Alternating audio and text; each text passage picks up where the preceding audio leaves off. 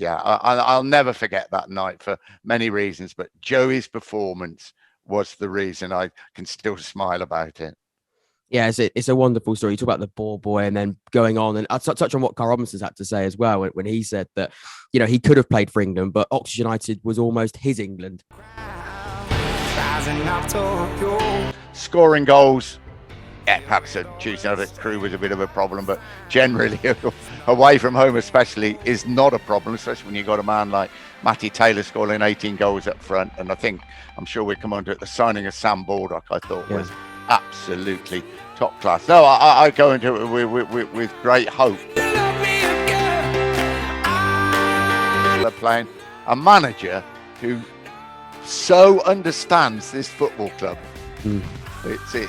It's unbelievable. Of course we disagree with him sometimes, but his understanding of the football club, the fan base, just everything about Oxford is amazing. Hard, isn't it? I mean, Sunderland swapping managers, still crowds of 30,000. You would think they would be there, but I think there's got to be a massive turnaround. I think the new manager is a man that perhaps maybe they do it, if they don't run out of time. I really do feel third time lucky. I don't think they're going to have a better chance with the squad they've got in these three attempts. No, I really don't.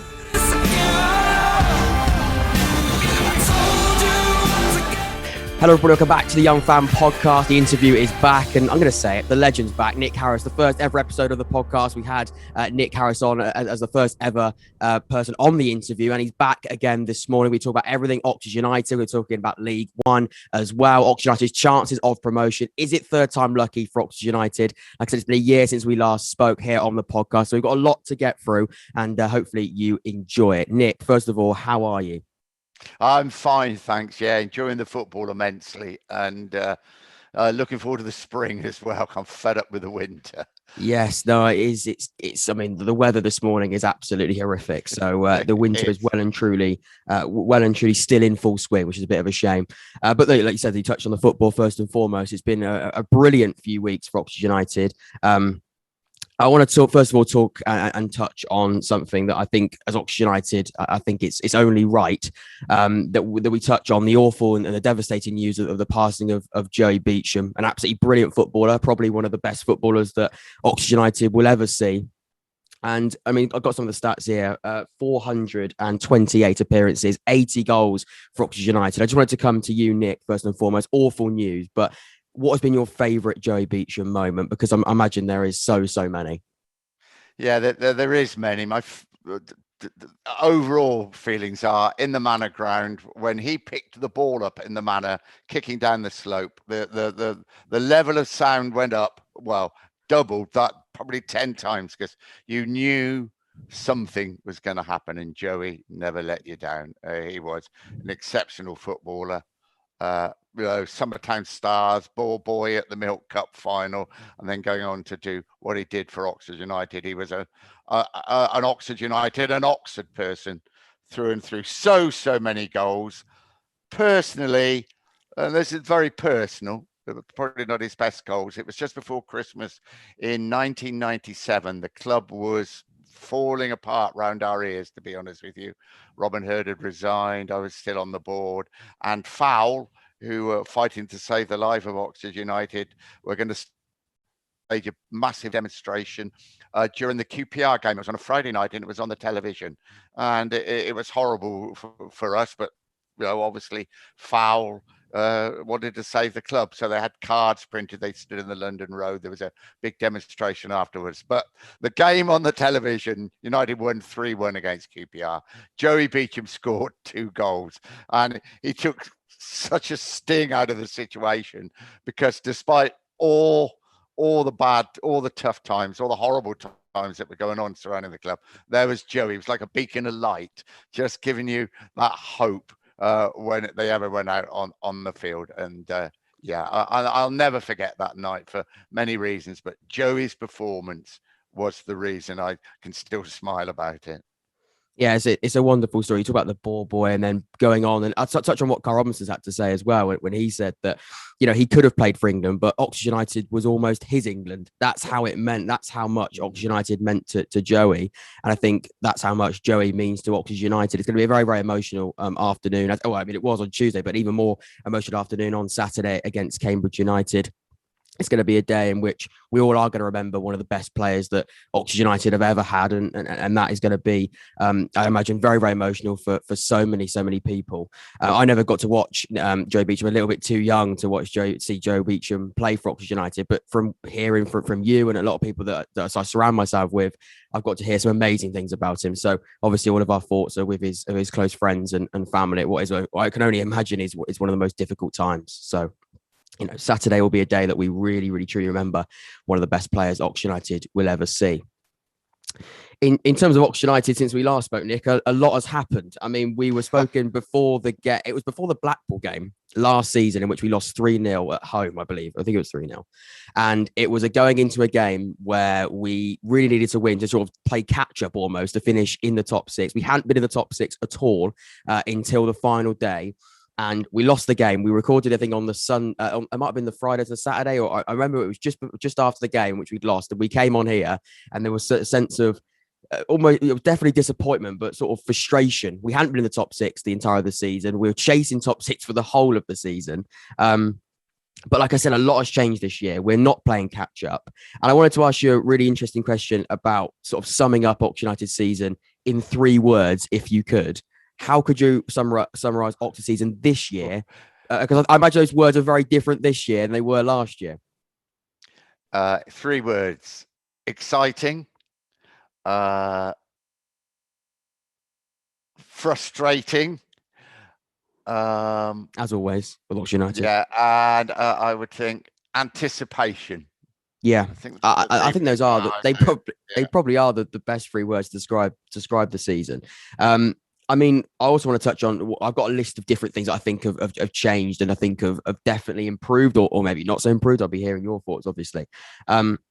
But I want to speak about something that Karl Robinson had to say as well, between the relationship between the fans and the inner football club. We speak about the massive crowds in recent weeks, Portsmouth, Sheffield Wednesday, hopefully Saturday as well. How important do you think that, because we have seen some really, really high numbers in terms of attendances, and I think we're now sort of seeing some amazing, I think that is almost, I think, really impacting the players in such a positive sense. How important do you think this is going to be for Oxford United with the relationship between the fans and the football club, the high attendances? How's that going to affect Oxford United as we sort of get now into the business end of this season?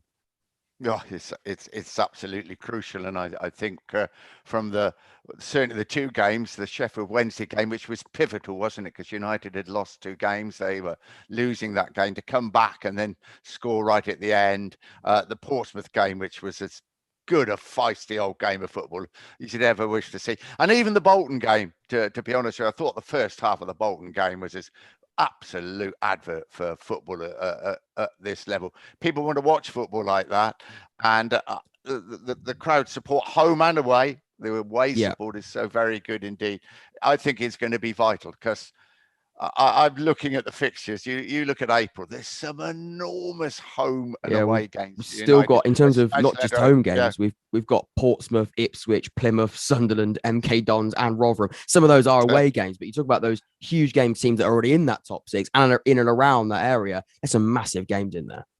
Yeah, I mean, it makes you tingle with excitement, though, doesn't it? Because I think we all feel that United can do it. I don't think there's any doubt about that. I think they've got a much stronger squad than they've gone into the playoff situations previously for the last 2 years. The worry is the conceding of goals, 2 goals mainly, but at least that's been stemmed for the last 2 games, albeit with the changes system. That's going to be interesting to see how they cope with that. Scoring goals, yeah, perhaps Tuesday night at Crewe was a bit of a problem, but generally away from home especially is not a problem, especially when you've got a man like Matty Taylor scoring 18 goals up front. And I'm sure we'll come on to it, the signing of Sam Baldock, I thought was absolutely top class. No, I go into it with great hope, but we know this is football, and you just read out the games. There's going to be some amazing games at the Somerset. Sunderland at home, MK Dons at home. I mean, MK Dons are flying in third place and look like they are going to make the automatic promotion places. Ipswich is always a good game at home, and then those games, Plymouth away. Whoa, that could be real, not a decider, but that could be your old-fashioned 6-pointer, couldn't it? Plymouth away, and then I think it's the penultimate game away at Rotherham. Quite likely, it always happens to United. It doesn't happen at Luton. It happened at Blackburn. They'll be playing that game when they're going to be crowned the league champions, aren't they? So, I mean, it is fantastic. It's some massive games. I want to touch on what you said there about the changing system, because I think we spoke last season about we spoke about Karl Robinson. We spoke about how he is he was stuck in his ways in a positive sense as well in the 4-3-3, a system that he didn't just use for his majority of Oxford United managerial career, but also his general managerial career. He did it at MK Dons. He did it at Charlton. But he's changed he changed the system. He's changed the formation. I think we look a bit more expansive. We look a bit more flexible. And I think we're becoming a little bit more tactically unpredictable. And I think we spoke about Karl Robinson changing that, sort of being quite stuck in its ways in that sense, and now changing that system. I think that has been a bit of, not a lifesaver, but I think that's been a really different edge to Oxford that could prove absolutely pivotal. Yeah, couldn't agree with you more. It was started really with problems with injuries and illness, and then the form probably down that left side. But Steve Seddon, who's done a very good job since he's arrived, but obviously played all the games, so that they changed the system, and it worked. If that will continue, do you change the system for different games?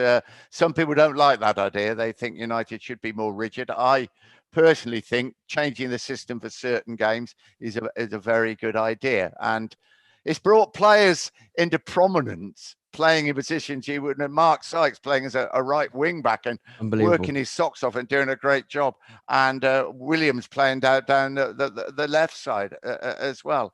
It really has brought people into new positions, and I like it. I like it, and I think it makes sides more worried, a little bit more trepidation when they play United, because they know they can change the system. It's a system that's probably been forced on them a little bit, as I say, through injuries and illness. But they haven't conceded a goal for the last 2 games after conceding 2 or 3 nearly every game for so long. So it's interesting. Be interesting. There's 2 home games with the Portsmouth game sandwiched in between. With everybody available, it'd be very, very interesting to see what the manager does. Very interesting indeed. Will you play that system at Portsmouth? Will you play that against Cambridge and Burton at home? Oh, well, but it's a good situation to be in. Yeah, it's almost a good problem that Karl Robinson's got. It's a problem where he has that ability now to become tactically unpredictable. It makes the preparation for the opposition so much more difficult. Who's going to play where? Because I think in his formation as well, you mentioned Sykes as a fullback, you wouldn't even thought about it, but you could bring Seddon back in at left wing back and play Williams at right wing back instead of Sykes, and then push Sykes forward in the Gavin White role behind the 2 strikers. It can be so cleverly changed, and the structure of it, I think, is working so well. You spoke about Sam Baldock. I think that the formation changes worked even better with the new signing. Talk about Cameron Brannagan coming into the football club in January, and we know he's very, very familiar playing sort of a left centre back. He did it at Cardiff. I think he did it in Scotland as well when he went on loan for the first half of the season. And we speak about Sam Baldock, who, again, when we brought him in, we didn't know how much of an influence he was going to have in terms of how many games he was going to play. Because, again, I don't think he'll mind me saying it, he's probably not in the early days of his career. But he certainly is already proven to be. I watched him on Tuesday, and he's got a bit of an edge to him. He's got a bit of a temper to him, I think, but in the right sense. I think him and Matty Taylor are forming a really, really good partnership in the sense that they're so knowledgeable, that they're so unpredictable. I think they're working so well, Nick. So do I. I like 2 people up front. Again, people called me old-fashioned, I think, on air when I said, well, why can't they play 2 up front? They said, I wouldn't say that, Nick. Not the old days of Aldridge and Hamilton. That doesn't happen anymore. But I think they work very well together. I'd hate to referee them. I know that. They are.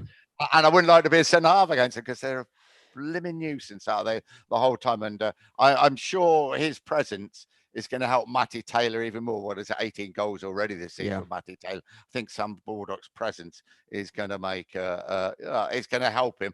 And with Winnall as well, it means that they can rotate a little bit if the games come fast and furious, and if there are injury problems. And I think we know at a run in towards the playoff places, I can't really see us catching Wigan or Rotherham. Who knows? That might be the case, but they do seem to be getting away at the front.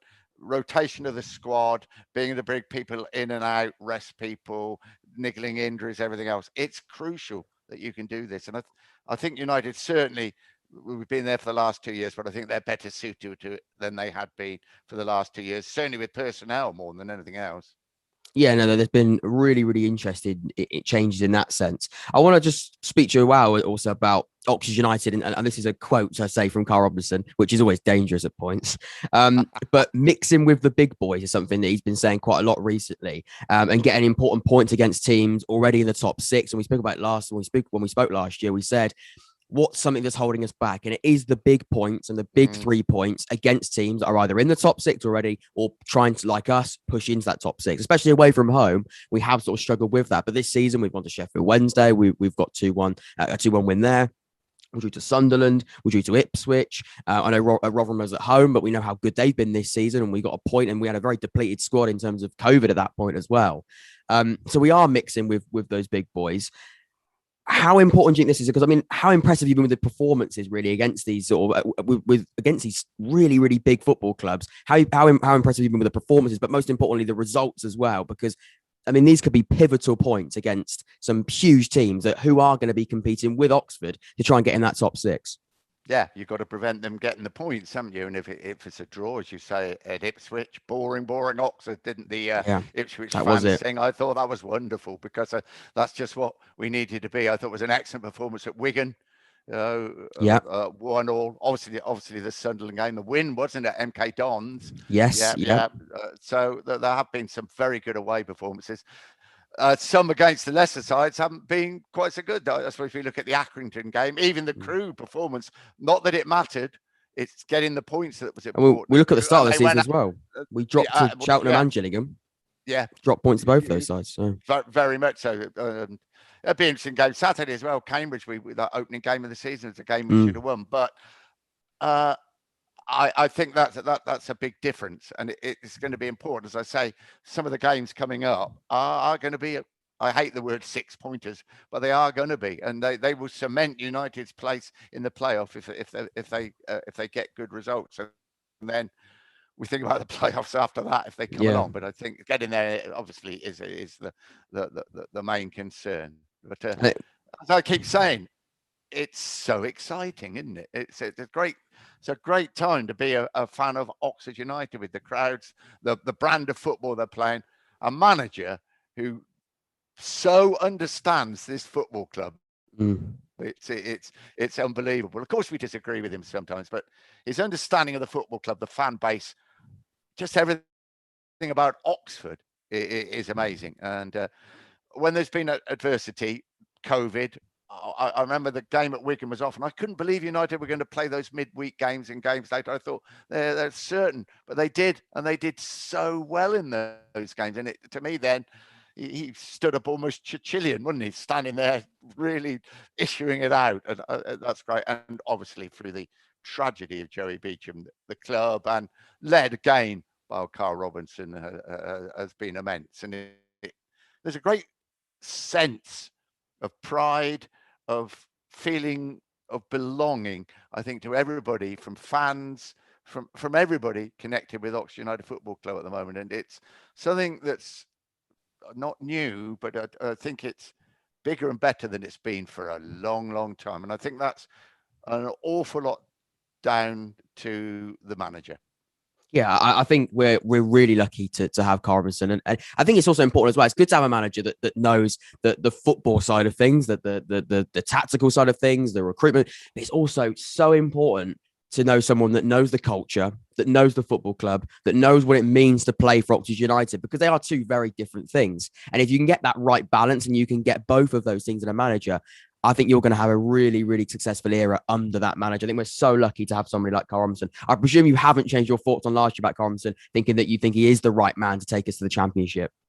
Without a shadow of a doubt, he's the right man to lead Oxford United on and off the pitch, and I'm sure we're going to discuss that, because there's so much going on concerning the club at the moment. I can't think of a better person to be in charge. Of course, we don't always agree with what he says and what he does, but that's a football manager. But it does appear in every way his heart is completely in the right place, and he feels the same as those 10,000 plus fans that have been in the Kassam the last few weeks, caring so much about everything Oxford rather than everything Oxford United. Yeah, we will touch on the things off the pitch. I think they're quite difficult to talk about, because again, we almost know the same, and everybody sort of knows as much as each other, really. But we can still have that sort of discussion about it. We'll start off with the stadium. I think it's something that as Oxford United fans is a very, very exciting time. There are some, and it's definitely a long-term project, but it's something that needs to actually start in terms of to have that long-term project. What are your opinions on these proposed plans? I think we spoke about it last time. We spoke about, and you said the best bet probably is to move away and probably is to sort of start a new Oxford United era in a new place. In terms of a location sense, do you still think that that's the right thing to do? I mean, the actual, we don't know in a year, we didn't know in a year how much it was going to advance in terms of these stadium plans. With COVID, you don't really know how these plans are going to be able to, how they're going to develop, really. But they have developed, and I presume you've seen the plans as well. Are you excited by this? You think it's the right thing to do? I'm very excited by it. I was always a bit of an advocate of buying this Kassam off Mr. Kassam, redeveloping it a bit because of where it was and the car parking, everything else. But I think I've changed my opinion. I mean, one, I think everybody involved has shown enormous respect and gone about the job properly, because you have to respect everybody who's involved in this project. And just us not living in and around Kidlington would say, yes, look at it, it's got the train station, oh, it's got the car parking, it's got everything, it's ideal site. But United have gone about it and the county council in exactly the right way, because you have to respect everybody's views. From my point of view, it looks an absolute perfect site, doesn't it? Because of the railway, it does. Because of the A34, because of the car parking, and a stadium, of course, owned by the club, perhaps with lots of other facilities. So there's talk of the ice rink and everything else, and making a sporting hub for the south of England rather than just Oxford. And just Oxford United is it's an absolute dream, and it's probably a dream. I was involved all that time ago with Robin Herd at the Kassam, and that was very much the dream of Robin Herd. Sadly, things didn't work out as planned, but that was the plan then. What it does appear also, the financial backing is enormous for United, and if everything went ahead, there would be no such problems that beset us all when the Kassam Stadium was built or half built and then completed, and everything that surrounded it. One, Oxford United have got to own it. That is obviously absolutely crucial. It seems to tick all the boxes, but you have to respect, you have to listen, you have to think about everybody's views, because not everybody is an Oxford United fan, and there's an environment, there's the sports clubs that are there already, all to be considered. But I've got to say, I think United and the county council have done exactly that. It's going to be really interesting. I believe the meeting again is going to happen. So it was a few weeks ago, and then it got put on hold. But I think we are going to see the meeting. I think we are going to see some big developments in the next few weeks. So that is really exciting. You speak about the financial backing as well. We were speaking about the takeover last year. It still hasn't officially happened. There hasn't been an official takeover. There hasn't been an official change in ownership as of yet. But we have seen some advances and we have seen some changes, even though there hasn't been that official takeover, though. It does feel that there's been big changes, the way that we've gone about things. And I guess that links back to the stadium. There must be some changes within the football club, even though it isn't an official takeover. There must be some changes because, again, we talk about the long-term thing. We talk about the stadium, also about the short-term things as well, with the recruitment in the January transfer window in the summer as well. I mean, there's going to be some really exciting things happening on and off the pitch at Oxford. And even though there hasn't been that official change in ownership, it's still a very, very exciting time. It is, and I think we can see the financial stability, which is crucial to the future of any football club, as everybody who follows a football club throughout the land knows, is so important. And I think the stability is there for United, and some of the things that have happened even quite recently, people coming in, the likes of Herbie Kane coming in,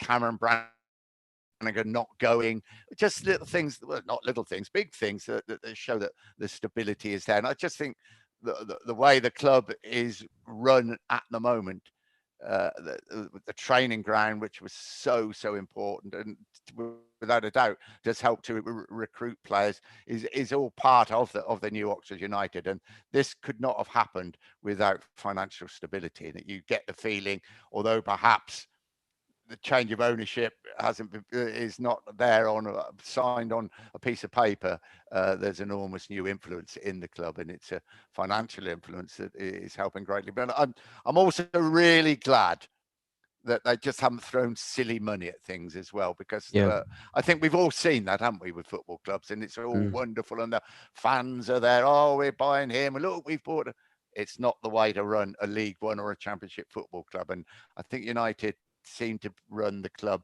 very well indeed. I think it comes back to the word sensible. I think it's being sensibly done. I think it's a sensible development, and it's one of those where we could list a lot of names of teams, like you said, that teams that have just thrown cash and they have thrown money at different things. But I think we're now seeing a sensible development. We're seeing things that are slowly happening, and it is all one big long-term project, but we are seeing short-term positives in what is going to be a very long-term project. So I think that's really exciting. In terms of looking at the rest of League One, not just Oxford, moving away a little bit from Oxford, still talking about League One and Oxford United though. Sunderland are struggling at the moment. Rotherham and look like they're going to be nailed on for the league. There's a lot of fantastic and huge teams in this league. And that top six is going to be really, really difficult for Oxford. It's going to be so difficult to get in there. Do you think Sunderland are getting that top six? Do you think, Sheffield Wednesday knocking on the door? You can talk about Ipswich as well. A lot of teams knocking on the door. It's hard, isn't it? I mean, Sunderland swapping managers, still crowds of 30,000. You would think they would be there, but I think there's got to be a massive turnaround. I think the new manager is a man that perhaps maybe they do it, they don't run out of time. Ipswich, they're not really there, are they? They're 4 points off, 4 points, 5 points. That's right. I've got the league table in front of me. Yeah. Sheffield Wednesday up and down, aren't they? But yeah. You feel that one of these big clubs will be there at the end. I mean, I think the clubs you're surprised about, MK Dons, without a doubt, are absolutely flying, and they've done a very, very good job there.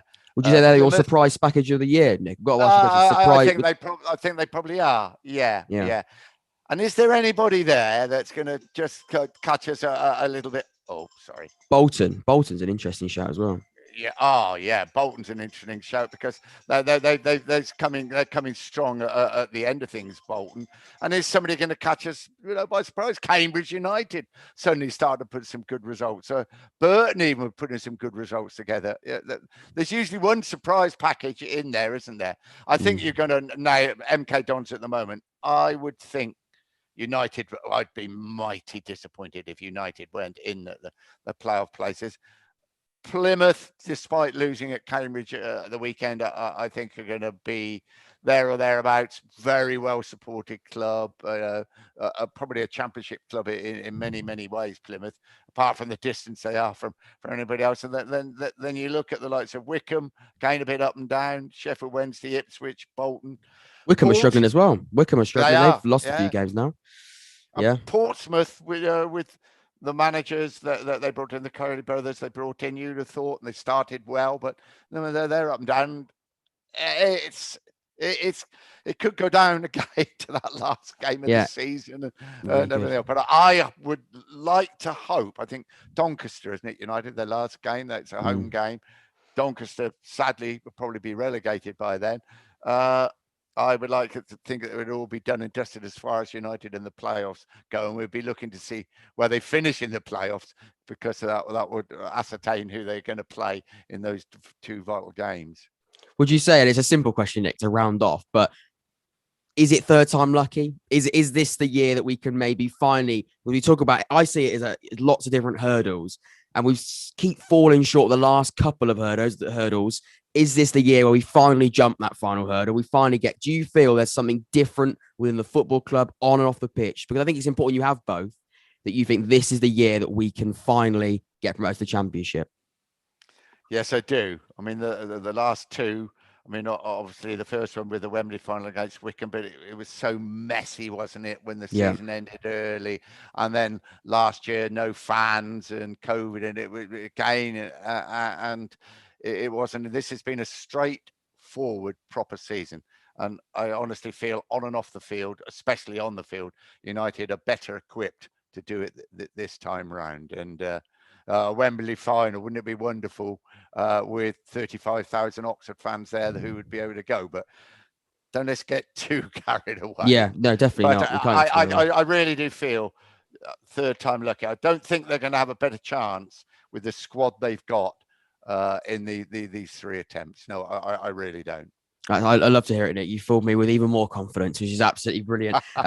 Nick, thank you so much for coming on the podcast this morning. It's been absolutely brilliant. It's brilliant to have you back. A year ago, we spoke about Oxford United in a very different position. A year later, we're back now. And I think it's a really different Oxford United, but a really, really positive one. So Nick, thank you so much for coming on again. Yeah, very welcome. And in a year's time, let's be talking about how United are doing in the Championship, eh? Hopefully, we'll get you on a year next. This time next year. Next time next year, we'll talk about Championship. We'll talk about staying up in the Championship. Hopefully, that'd be nice. That'd be nice. Anyway, Nick, thank you so much. Everybody who's watching, thank you so much as well. Take care, everybody.